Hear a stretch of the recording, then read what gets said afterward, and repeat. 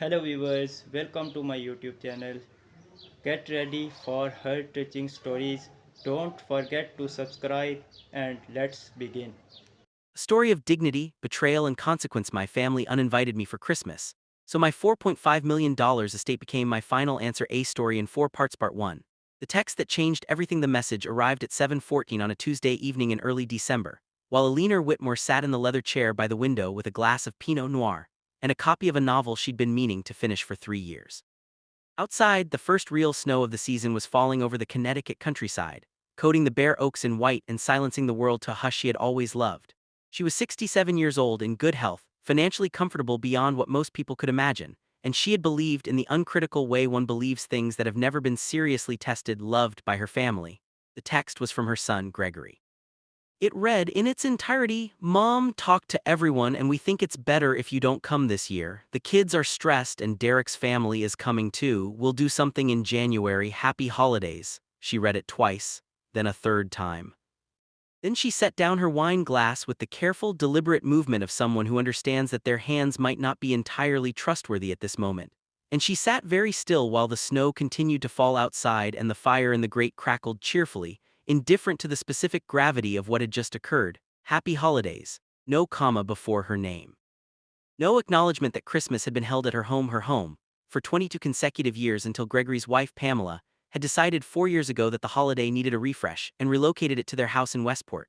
Eleanor had agreed pleasantly. She had driven the 40 minutes to Westport. She had brought the good silver candlesticks Pamela had always admired, and 3 pies, and gifts for everyone that she had spent the better part of October selecting. She had been grateful to be included. She had not understood then that she was already being managed. That included was not the same as central, that she had slowly and without fanfare been reclassified in her own family's accounting from matriarch to obligation. She had not understood that included was not the same as central, that she had been quietly reclassified from matriarch to obligation. Eleanor did not respond to Gregory's text that night. She finished her wine. She watched the snow. She went to bed at 10 o'clock as she always did, and she lay in the dark of the house her late husband Arthur had built for her in 1987, listening to the particular silence of a snowfall, and she thought about the $4.5 million. Part 2. What $4.5 million looks like from the inside. People who don't have money imagine it as freedom. People who do have it know it is, more precisely, a form of vocabulary, a language that allows you to say things that cannot be said any other way. Arthur Whitmore had understood this. He built a modest regional construction company into something substantial over 40 years, reinvested carefully, bought land in Connecticut before Connecticut became what it became. And when he died of a sudden cardiac event in 2019, he left Eleanor the house, the land, 3 investment accounts, and a life insurance payout that combined appraised at just over $4.5 million. Gregory knew about the money.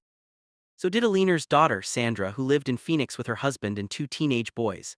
So did Pamela, Gregory's wife, who had once at a Thanksgiving table referred to Eleanor's house as basically a compound in a tone that sat somewhere between admiration and resentment. Arthur always said, "Don't let them love the money more than they love you, because the day you can't tell the difference is the day you've already lost." Arthur Whitmore, as remembered by Eleanor had always assumed the money was a non-issue. She had been generous, school tuitions paid, down payments gifted, vacations underwritten, but not in a way that created dependency or expectation. Or so she had believed. Now, sitting with Gregory's text on her phone and a December morning arriving gray and cold, she began to wonder if generosity, given without conditions, is ever truly received as generosity.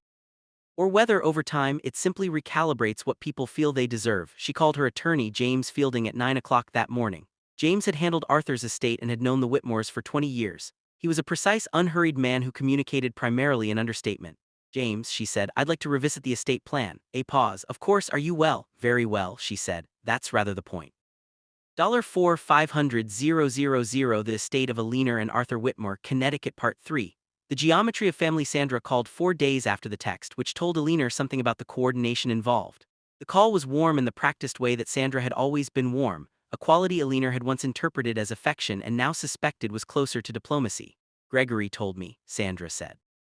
"And I just want you to know I think it's a little much, honestly. You're always welcome at ours." "That's very kind," Eleanor said. "I mean it, we'd love to have you. I know you would." Eleanor paused. Outside her window, the driveway, a long, gracious sweep of Belgian block that Arthur had laid himself over a single summer, was dusted with frost. "Sandra, can I ask you something directly?" "Of course, Mom. When was the last time either of you called me without a reason?" Silence. The particular silence of a question that has landed accurately. Sandra recovered quickly. She always did. and said something about how everyone was so busy and the boys had travel soccer and the holidays were a nightmare for scheduling, and Alina listened and said the appropriate things and ended the call politely. She sat with a legal pad after that and did something she had never done in 67 years of living. She mapped her family like a problem.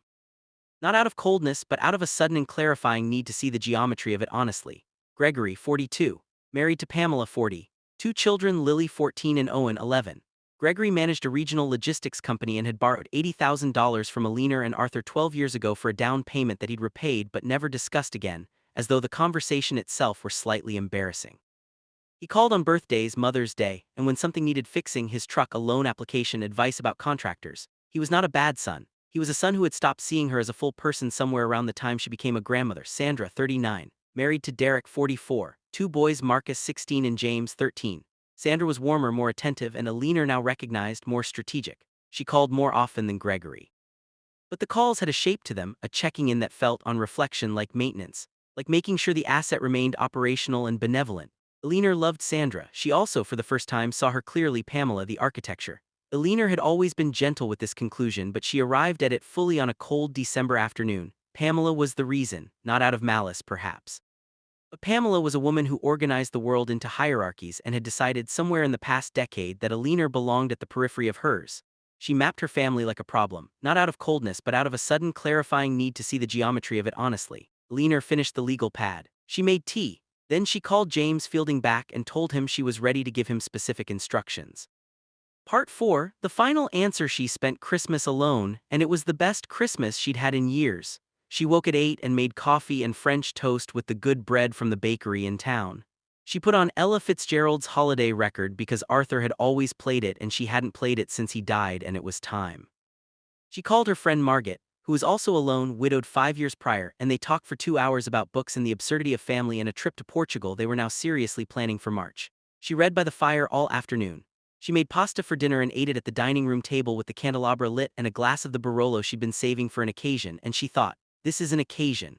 Gregory texted, "Merry Christmas, Mom," with a Christmas tree emoji at 11:42 a.m., which told her they had remembered her approximately in the same moment they had finished opening gifts. She replied, "Merry Christmas, darling," and put the phone face down on the side table.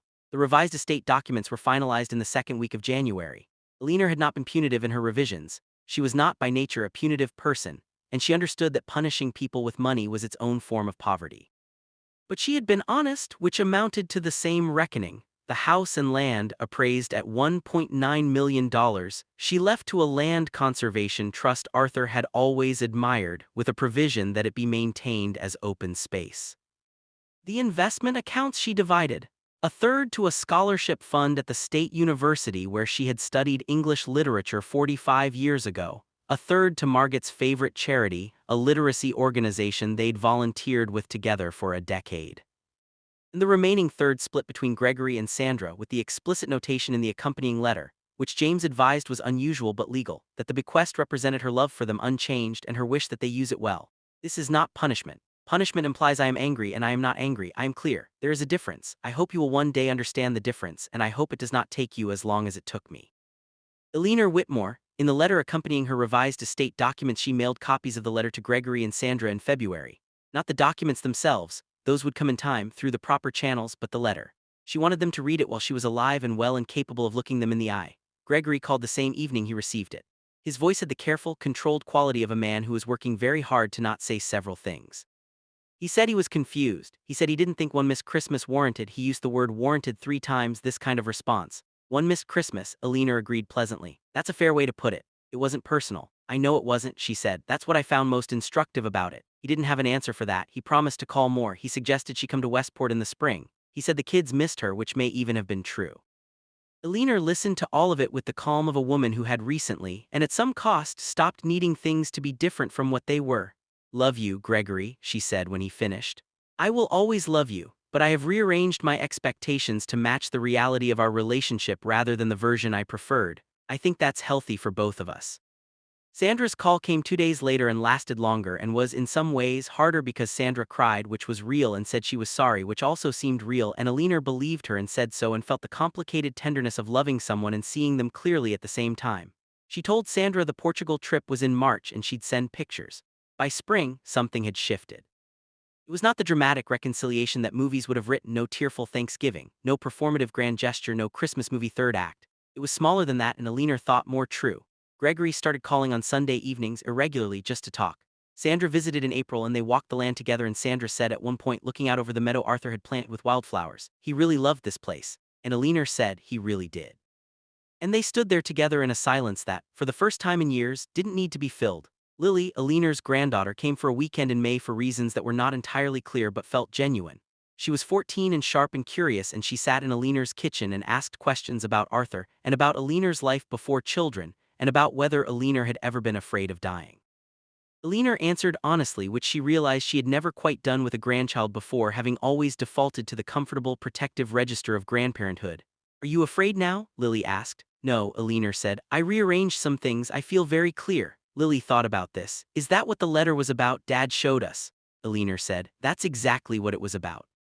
Girl nodded slowly, with the particular gravity of a teenager who has just been spoken to like an adult and is deciding how to hold that.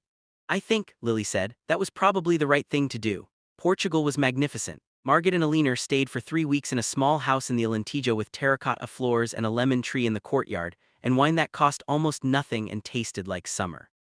They took a boat on the Douro River and ate fish and read novels and did not discuss their children except occasionally and without anguish. Alina sent photographs. Gregory texted back, "You look incredible, Mom." She did look incredible. She felt incredible. She was 67 years old, clear-eyed, and in full possession of herself in a way she hadn't been in longer than she could name. She had spent a great deal of her life arranging herself around other people's comfort. This is what women of her generation had been asked to do, and she had done it willingly, even happily, because love asks for accommodation, and she had loved deeply and genuinely. But there is a difference between accommodation and erasure, and somewhere in the years after Arthur died, she had drifted from one into the other without noticing, and a text message at 7:14 on a Tuesday in December had improbably handed her the map back to herself. The $4.5 million was never really the point. Money is not the point, even when it appears to be. The point was clarity. The point was the moment she put down the wine glass and sat very still and understood, fully and without flinching, what she was worth, not in dollars but in the original sense of the word. What she deserved, what she had earned, what no one had the right to quietly subtract from the ledger of a life well lived. The point was the lemon tree in the courtyard, the Ella Fitzgerald record playing on Christmas morning, the legal pad with its careful, honest geometry.